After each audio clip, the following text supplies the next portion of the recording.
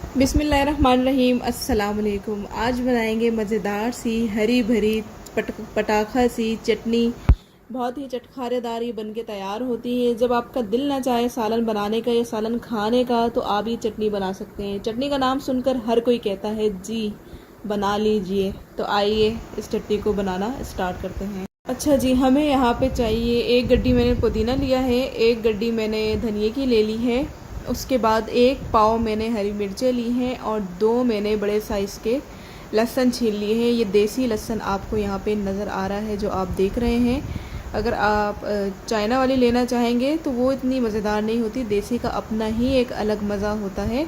तो सबसे पहले हम इसको वॉश कर लेते हैं ताकि जितनी मिट्टी है वो निकल जाए। अच्छे से वॉश कर लिया है। अब धनिया और पुदीने को हम इस तरीके से अलग कर लेंगे। पुदीने की जो पत्ते हैं वो अलग करके एक बाउल में रख लेते हैं। पुदीने को अच्छे तरीके से वॉश करिएगा। वॉश करने से पहले अगर थोड़ी देर आप पानी में भिगो देते हैं तो जितनी भी मिट्टी होती है वो सारी निकल जाती है, क्योंकि धनिए में इतनी मिट्टी नहीं होती जितनी पुदीने के अंदर मिट्टी हमें मिल रही होती है। तो अच्छे तरीके से हम पुदीना तोड़ लेते हैं सारा। यकीन करें ये चटनी इतनी मज़े की बनती है। इसको आप आलू के पराठे, उबले हुए चावल या दाल चावल जब आप बना रहे हों तो ये चटनी आप उनके साथ भी सर्व कर सकते हैं। बहुत ही ज़बरदस्त बनती है। पराठे के साथ खाएं, सुबह नाश्ते में भी खा सकते हैं। इतनी ज़बरदस्त ये चटनी होती है, बहुत मज़े की बनती है। ज़रूर ट्राई करिएगा। तो चले जी, यहाँ पे पुदीना तो मैंने सारा अलग कर लिया है। कुछ ख़राब टहनियाँ थी वो मैंने हटा दी हैं। तो यहाँ पे हमें काले पुदीने के पत्ते बिल्कुल भी यूज़ नहीं करने, हमें हरे भरे ही लेने हैं ताकि हमारी जो चटनी का कलर है वो अच्छा बन सके। अब काट लेते हैं धनिए को भले हम मोटा मोटा काट लेंगे क्योंकि हम इसको ब्लेंडर में डाल के पीसेंगे। अगर आप 2-3 टुकड़े भी इसको कर लें तो चलेगा।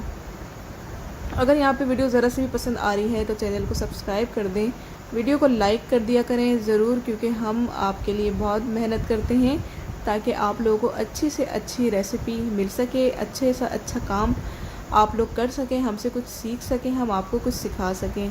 तो वीडियो को लाइक करना तो बनता है। अब यहाँ पे मैंने धनिया और पुदीना दोनों जो है अलग कर लिया है, धनिया काट लिया है। अब इसी तरीके से हरी मिर्ची की जो टहनी होती है उसको तोड़ के एक प्लेट में रख लेंगे। हरी मिर्ची सारी तोड़ ली हैं। अब यहाँ पे मैंने ये ले लिया है जार, इसको हम पीस लेंगे। धनिया और पुदीना दोनों इसके अंदर डाल देंगे। पीसते वक्त हम इसके अंदर पानी नहीं डालेंगे, हम इसके अंदर डालेंगे वाइट वाला सिरका। 30 ml मैंने यहाँ पे 30 ml लिया है वाइट वाला सिरका। सिरका इसलिए लिया है ताकि जो चटनी की लाइफ है वो बढ़ सके, ख़राब ना हो। तो मैंने ये पीस लिया है, इसको एक बाउल में डाल देंगे। चलें जी, मैंने एक बाउल में इसको निकाल लिया है। अब चॉपर ले लेंगे, चॉपर में हरी मिर्ची डाल देंगे और जो लहसुन हमने काट के रखा था वो इसके अंदर शामिल कर देंगे और इसको दरदरा सा पीस लेंगे। यहाँ पे आप लोग देख सकते हो मैंने हरी मिर्चें और लहसुन को दरदरा सा पीस लिया है। इसको निकाल लेंगे हम उसी बाउल में जिसमें हमने धनिया पुदीने का पेस्ट बना के डाला है।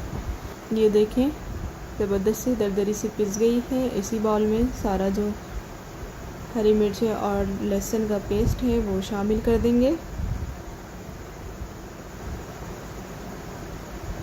तो जी यहाँ पे मैंने थोड़ा सा 1 घूंट के बराबर पानी भी शामिल किया है इसके अंदर।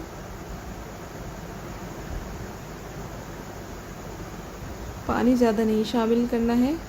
इसके बाद यहाँ पे जितना हमने सिरका लिया था उतना ही हम इसके अंदर नींबू का रस शामिल कर रहे हैं, यानी कि 30 ml। अब इनको अच्छे तरीके से मिक्स कर देंगे। अच्छा, यहाँ पे आपने 1 टीस्पून भर के नमक भी शामिल करना है। मैं नमक की वीडियो बनाना भूल गई थी तो वो आई नहीं वीडियो में। अब यहाँ पे एक फ्राई पैन रख दिया है, थोड़ा सा ऑयल इसमें शामिल कर दिया है हस्बे ज़रूरत। उसमें आधा खाने का चम्मच मैंने ज़ीरा डाला है।